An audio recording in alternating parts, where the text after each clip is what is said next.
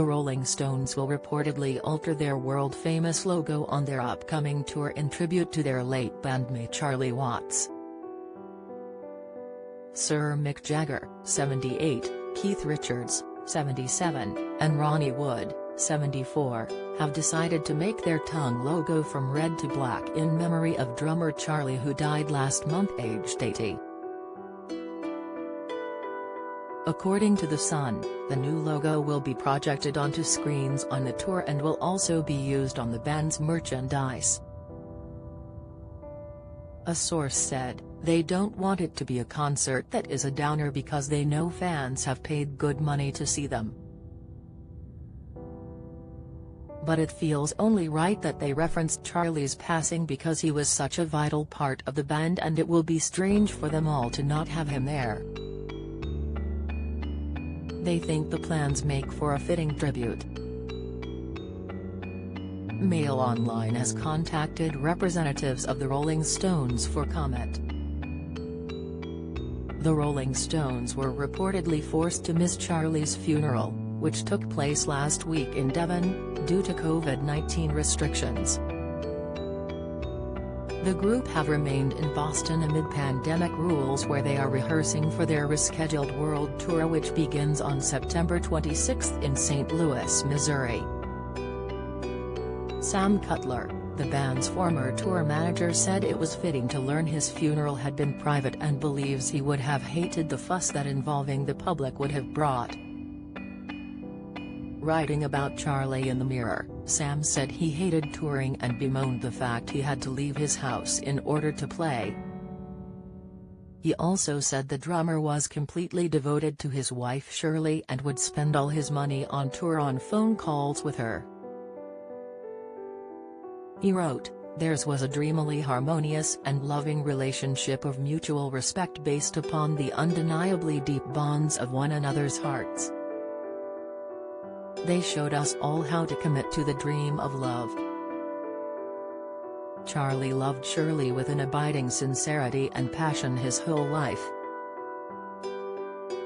Sam added, "Charlie was in some senses an anomaly.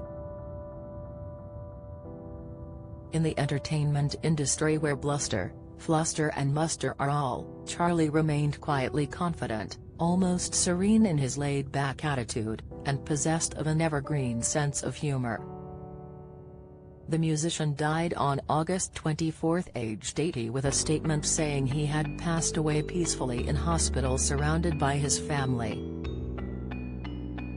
It had been announced on August 5 that Charlie would not take part in the upcoming tour due to a recent emergency surgery and had been replaced with Steve Jordan. He said in a statement, "After all the disappointment with delays to the tour caused by COVID, I really don't want the many Stones fans in the States to have another postponement or cancellation. I have therefore asked my great friend Steve Jordan to stand in for me."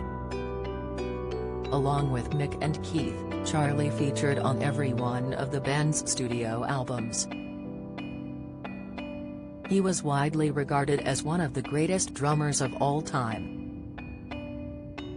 His London publicist, Bernard Doherty, confirmed his passing in a statement, saying, "It is with immense sadness that we announce the death of our beloved Charlie Watts.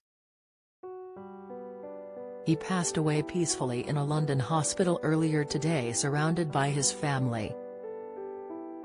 Charlie was a cherished husband, father and grandfather, and also as a member of the Rolling Stones, one of the greatest drummers of his generation.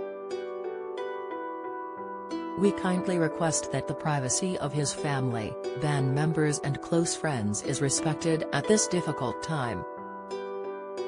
In 2004, Charlie was treated for throat cancer at London's Royal Marsden Hospital, and he was given the all-clear after a 4-month battle with the disease, involving 6 weeks of intensive radiotherapy treatment. The drummer was diagnosed after discovering a lump on the left side of his neck.